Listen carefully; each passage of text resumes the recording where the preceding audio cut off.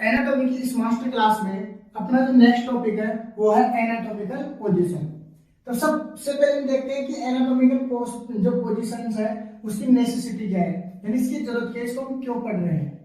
तो हम जान रहे हैं कि एनाटॉमी के अंदर हम स्ट्रक्चर की स्टडी करेंगे, तो हमारी बॉडी में कौन सा ऑर्गन कहाँ पे सिचुएटेड है, उसकी लोकेशन क्या है, उसके आसपास में अदर कौन से ऑर्गन्स हैं, तो उसकी परफेक्ट जो एप्रोप्रिएट लोकेशन है उसको डिफाइन करने के लिए हमें ये एनाटॉमिकल पोजीशन के बारे में पता होना चाहिए। ठीक है, तो हम देखते हैं कि एनाटॉमिकल पोजीशन क्या है। तो कोई भी अगर बॉडी है तो हमें पता होना चाहिए कि जो बॉडी है वो किस हिसाब से क्या होनी चाहिए, सिचुएटेड होनी चाहिए। तो यहाँ पे एनाटॉमिकल पोजीशन में सबसे पहले लिखा हुआ है स्टैंडिंग अपराइट। हमें सबसे पहले क्या है, जो बॉडी है उसको कैसा खड़ा रखना है, स्टैंडिंग अपराइट यानी कि सीधे खड़ा रखना है। ठीक है, नेक्स्ट वन बात रखिए facing the observer head level. ठीक है, अब जो बॉडी है उसको ऑब्जर्वर जो करेगा वो कहलाएगा ऑब्जर्वर। तो जो जिस बॉडी की हमें स्टडी करनी है उसका जो फेस है हमेशा ऑब्जर्वर का जो हेड लेवल है उसकी तरफ देखता हुआ होना चाहिए। ठीक है, नेक्स्ट हम देखते हैं आई फेसिंग फॉरवर्ड। और जो बॉडी जिसकी हम स्टडी कर रहे हैं उसकी जो आई है वो हमेशा सीधी जो ऑब्जर्वर उसके हेड लेवल पे देखनी चाहिए। ठीक है, नेक्स्ट है कि feet flat on the floor. जो बॉडी है उसके जो फीट है वो फ्लोर को क्या होने चाहिए, टच करते हुए होने चाहिए। आर एट द साइड, और जो उसकी जो आर्म है वो क्या होनी चाहिए, साइड में होनी चाहिए। और नेक्स्ट है कि पाम टर्न फॉरवर्ड, और जो पाम है यानी जो हाथ की हथेलियां है वो फॉरवर्ड यानी कि इस हिसाब से क्या होनी चाहिए, सिचुएटेड होनी चाहिए। तो अगर इस पूरी को हम पढ़ते हैं तो एनाटॉमिकल बॉडी के नीचे स्टैंडिंग फॉरवर्ड, जो उसका हेड है वो ऑब्जर्वर के हेड लेवल पे होना चाहिए, आगे सीधी देखती हुई होनी चाहिए, जो फिट है वो फ्लैट होनी चाहिए, और जो आर्म है वो साइड में, और जो पाम है वो कैसे होनी चाहिए, फॉरवर्ड। ठीक है, तो इस हिसाब से क्या होनी चाहिए, एनाटॉमिकल बॉडी होनी चाहिए, तो हम उसकी स्टडी करते हैं। तो अब जब हम किसी भी बॉडी की या ऑर्गन की या सिस्टम की स्टडी करेंगे तो एनाटॉमिकल पोजीशन या ऑर्गन की लोकेशन को पता करने के लिए हमारे पास ये कुछ क्या है, टर्मिनोलॉजी है। बुक पढ़ोगे या कहीं पे भी हम जब एनाटॉमिकल टर्म्स का यूज करके हम क्या करते हैं, कोई भी ऑर्गन है उसकी लोकेशन को क्या करते हैं, डिफाइन करते हैं। तो कुछ टर्म्स है जिसके बारे में पता होना चाहिए, और अब से इन टर्म में हम क्या करेंगे, सीधे सीधे यूज करेंगे। तो समझ लेते हो कौन कौन सी टर्म है। सबसे पहला आता है अपना सुपीरियर। पहला कौन सा है, सुपीरियर। सुपीरियर का मतलब होता है ऊपर। सुपीरियर क्या होता है, ऊपर।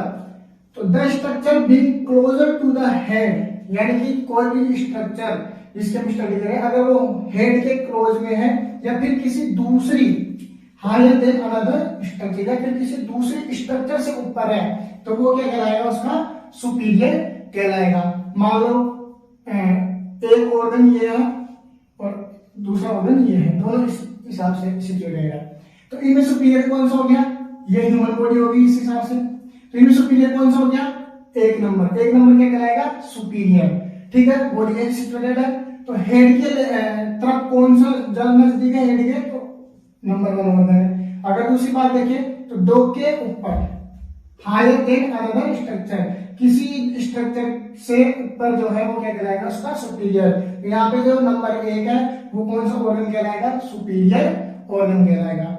इसी का अपोजिट है इंफीरियर। इंफीरियर यानी कि नीचे वाला, हेड की तरफ है वो तो सुपीरियर, और अगर फिट की तरफ है तो वो क्या कहलाएगा, इंफीरियर। तो क्लोजर टू द फिट या फिर लोअर देन अनदर स्ट्रक्चर, या तो फिट के क्लोज में होना चाहिए या फिर किसी भी दूसरे स्ट्रक्चर के अगर वो नीचे है तो वो क्या कहलाएगा, इंफीरियर।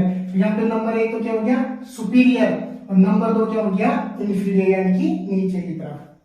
ठीक है, ये दोनों हो गए। नेक्स्ट बात करते हैं क्या, एंटीरियर। एंटीरियर का मतलब होता है आगे की तरफ यानी कि फ्रंट में। एंटीरियर मतलब क्या होता है, फ्रंट में।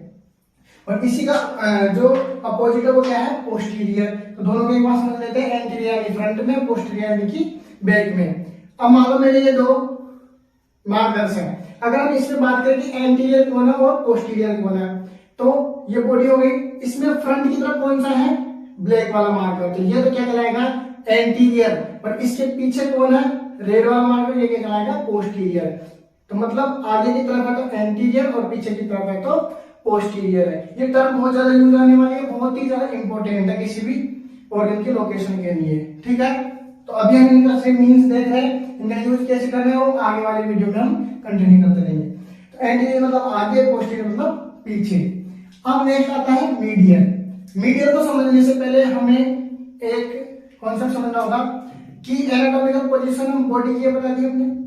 अब इस बॉडी को बिल्कुल यहां से, ठीक है, इस लेवल से अगर हम इस बॉडी को यहां से डिवाइड करता हूं, ठीक है, हम स्केलेटल सिस्टम में पढ़ेंगे कि ये जो सूचर्स है यहां से हम क्या करते हैं, बॉडी को दो बराबर भागों में डिवाइड कर देते हैं। तो दो बराबर भागों में लॉन्जिट्यूडनल डिवाइड करने वाली जो एक लाइन है, इस लाइन को हम बोलते हैं मिड लाइन।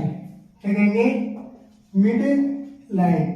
मिड लाइन क्या है कि एक लाइन जो बॉडी को लॉन्जिट्यूडनल दो बराबर पोर्शन में डिवाइड कर रही है, राइट साइड में और लेफ्ट साइड में, तो इसे हम क्या बोलेंगे? Mid line. ठीक है, तो अपनी बॉडी की मिड लाइन ये हो गई, यहाँ से नोज से होते हुए, लिप्स होते हुए, फिर यहाँ पे क्या है अपने अम्बिलिकल से होते हुए पूरे दो भागों में डिवाइड करती है। नेक्स्ट अपनी जो पोजीशन है वो क्या है? मीडियल। मीडियल का मतलब क्या है? क्लोजर टू मिड लाइन, यानी कि जो ऑर्गन मिड लाइन के क्लोजर है वो क्या कराएंगे? मीडियल।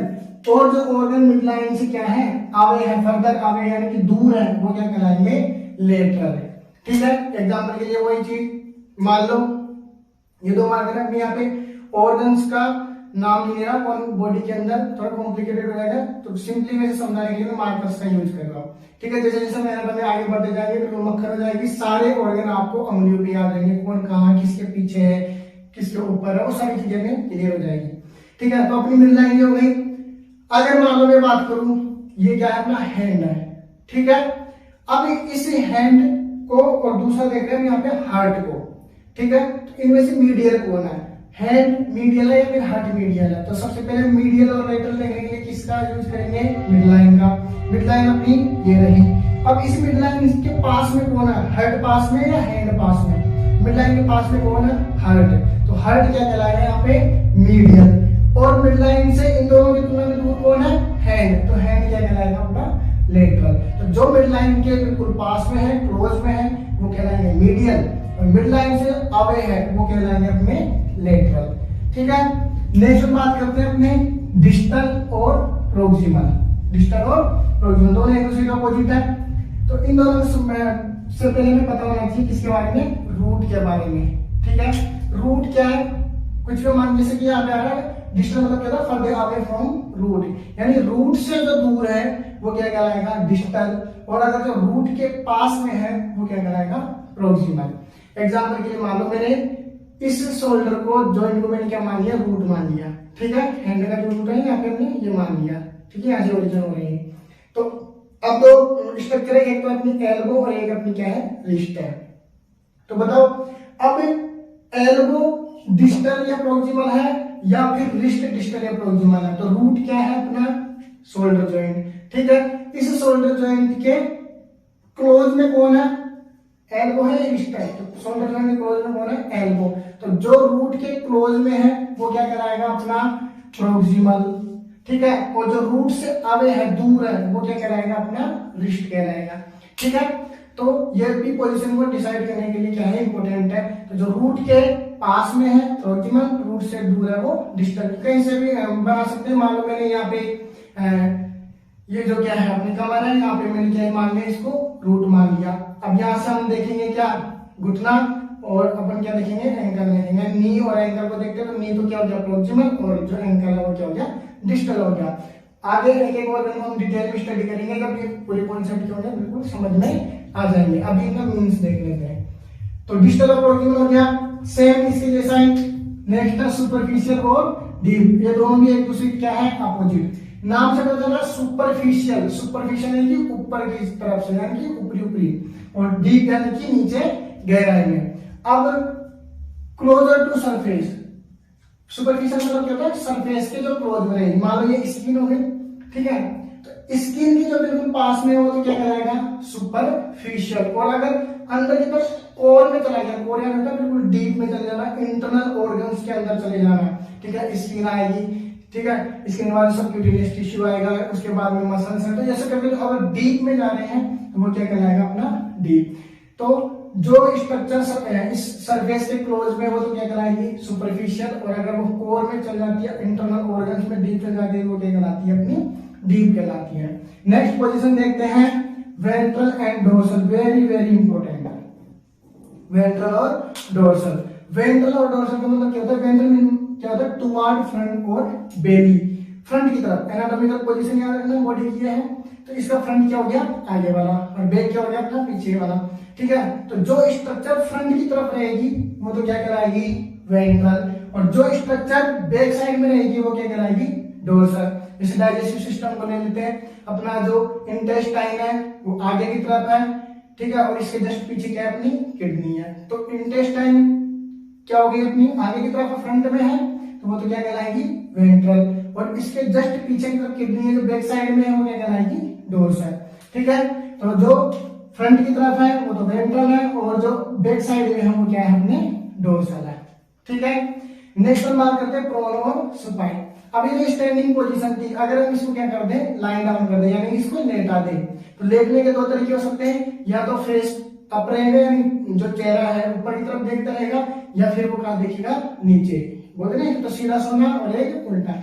तो अगर चेहरा कहां देख रहा है? लाइन फेस डाउन, चेहरा कहां है? नीचे की तरफ, यानी जो फेस है वो क्या हो जाए? नीचे की तरफ देख रहा है, यानी आदमी उल्टा लेटा हुआ है, तो वो तो क्या कहलाएगा? Prone position. अगर फेस अप है, यानी चेहरा कहां देख रहा है? ऊपर की तरफ देख रहा है, तो वो पोजीशन क्या कहलाएगी? अपनी सुपाइन कहलाएगी। ठीक है, तो ये एनाटॉमिकल पोजीशंस है, और इनकी कुछ टर्मिनोलॉजी है जो हमें पता होनी चाहिए। इन टर्मिनोलॉजी का यूज करते हुए हम किसी भी ऑर्गन को डिफाइन करेंगे और एक बेटर एनाटॉमी की क्या करेंगे? स्टडी करेंगे। तो ये आप सबको क्या होनी चाहिए? पहले पता होनी चाहिए।